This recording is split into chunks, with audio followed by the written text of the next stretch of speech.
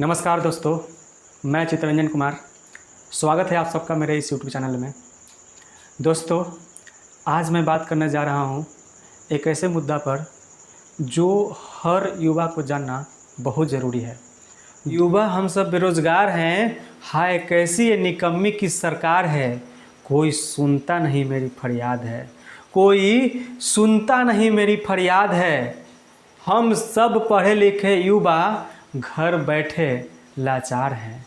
हम सब पढ़े लिखे युवा घर बैठे लाचार है। हाय कैसी निकम्मी की सरकार है।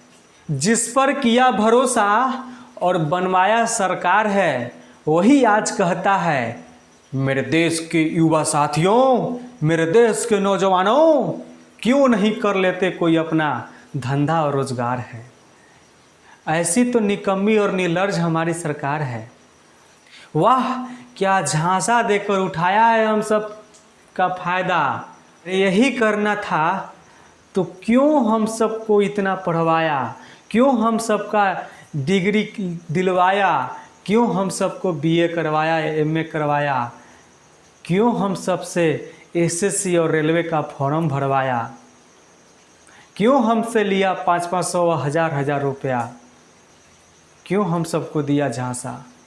हाय कैसे निकम्मी सरकार है। घर बैठे हम सब बेरोजगार हैं, लाचार हैं। अब जाग गया है देश का युवा, कुछ नहीं सुनेगा, कुछ नहीं सुनेगा, रुकेगा नहीं तब तक उसको न्याय नहीं मिलेगा। जब तक करता रहेगा हमेशा सरकार की बाइकआउट होकर एकजुट, करता रहेगा सरकार का बाइकआउट होकर एकजुट।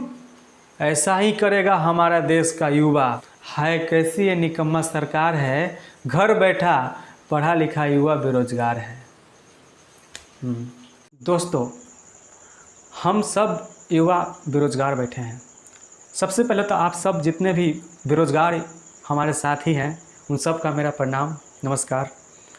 दोस्तों, आज मैं बात करने जा रहा हूँ बेरोजगारी के ऊपर, हम सब बेरोजगार युवा के बारे में। दोस्तों, सब लोग जान रहे हैं, सब कोई बेरोजगार हैं। हमारे देश में न जाने कितने ऐसे युवा लोग हैं जो बीए के डिग्री से ऊपर क्लास के डिग्री लेकर के बेरोजगार बैठे हुए हैं। यानी कि उनके पास कोई काम धंधा नहीं है, कोई जॉब नहीं है। लाखों हैं ऐसे जिनके पास नहीं है, हम भी उसमें से एक हैं। दोस्तों, हमारी सरकार जो है कहती है कि कोई नया रोज़गार खोलो, कोई अगरबत्ती बनाओ, मोमबत्ती बनाओ, पकौड़ा बेचो। सोचने की ज़रूरत है दोस्तों कि अगर हमको पकौड़ा ही बेचना होता, हमको अगरबत्ती के कंपनी ही लगाना होता, तो हम बीए की डिग्री क्यों लेते हैं, हम एमए क्यों करते हैं, हम क्यों कोई टेक्निकल डिग्री लेते हैं, आईटीआई, आईआईटी या कोई भी बहुत सारा ऐसा जो डिग्री है जो लेकर के बैठे हुए हैं। क्यों बैठते हैं। एक सवाल है हम सबका, एक सवाल हमारे उन सरकार से है, लेकिन कोई सुनता ही नहीं है। मेरा फरियाद कौन सुनने वाला है। दोस्तों, जब चुनाव का समय आता है तो देखते हैं कि जो वैकेंसी पेंडिंग में पड़ा होता है उसको वैकेंसी निकाल दिया जाता है, या कोई ऐसा जो फॉर्म भर दिया गया है अगर उसका एग्ज़ाम नहीं हुआ होगा तो उसका एग्ज़ाम ले लिया जाता है। अगर कोई एग्ज़ाम ले लिया गया है, अगर उसका रिज़ल्ट नहीं हुआ होगा तो उसको रिज़ल्ट भी दे दिया जाता है। कैसा ये नया फंडा है, हम सब युवा को तो समझ में नहीं आता है। यही चीज़ समझने की ज़रूरत है दोस्तों। आज हम आप सबको यही जागरूक करने के लिए इस वीडियो को बना रहे हैं। ध्यान से सुनिएगा, ध्यान से इस वीडियो को देखिएगा दोस्तों। अगर हम रोजगारी झेल रहे हैं, अगर हम सब युवा लोग एक होकर के सरकार के प्रति आवाज़ उठाते हैं तो उनको हमारी मांग को सुनना होगा, हमारी मांग को पूरा करना होगा। सोचने की ज़रूरत है यार। 500 रुपये लेते हैं किसी चीज़ का फॉर्म भरने के लिए, 500, और उसको क्या करते हैं, उस फॉर्म को भरवा लेते हैं। अब भरवाने के बाद साल भर हो जाता है, 1.5 साल हो जाता है, 2 साल होता है, फिर भी उसका एग्ज़ाम नहीं होता है। कैसा ये नया नियम कानून है।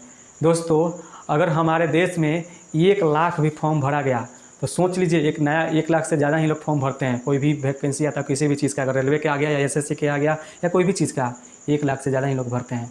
अगर आ गया तो 500 रुपये ही लेते हैं, तो सोचिए कितना हो जाता है। अगर उसका इंट्रेंस भी जोड़ेंगे 1-2 साल का, जो रख लेते हैं, 1-2 साल एग्ज़ाम नहीं करवाते हैं, तो उसका सोच लीजिए कि उसका इंट्रेंस कितना हो जाता है, उसका कितना बढ़कर हो जाता है, कितना पैसा हम लोग से कमा लेते हैं वो। और फिर एग्ज़ाम नहीं करवाते हैं। अगर एग्ज़ाम करवाते हैं तो बोलते हैं कि ये खर्च हुआ, वो खर्च हुआ, वो खर्च हुआ, सबका सेंटर में खर्च हुआ, तो एग्ज़ाम मैनेजमेंट करने में खर्च हुआ। अरे यार, हम सब इतने बेवकूफ़ हैं कि सरकार की नीति को नहीं समझ रहे हैं। अगर ये वीडियो से हो सकता है बहुत लोग को बुरा लग रहा होगा, लेकिन जो बात है वो हम बोल रहे हैं, जो सही बात है वो बता रहे हैं। दोस्तों, इसी चीज़ को समझने की ज़रूरत है कि हम सब इतने नासमझ हैं कि सरकार को नहीं समझ रहे हैं।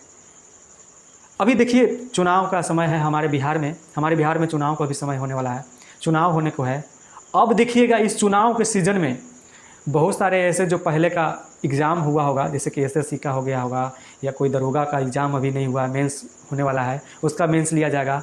पहले एसएससी का एग्ज़ाम हो गया है, उसका रिजल्ट नहीं आया है, वो भी 2-3 साल से है, उसका पड़ा हुआ है, ऐसे ही कोई नहीं देखने वाला है। बीपीएससी का है, पीटी का एग्ज़ाम हो गया है, मेंस का लटकाए हुए है।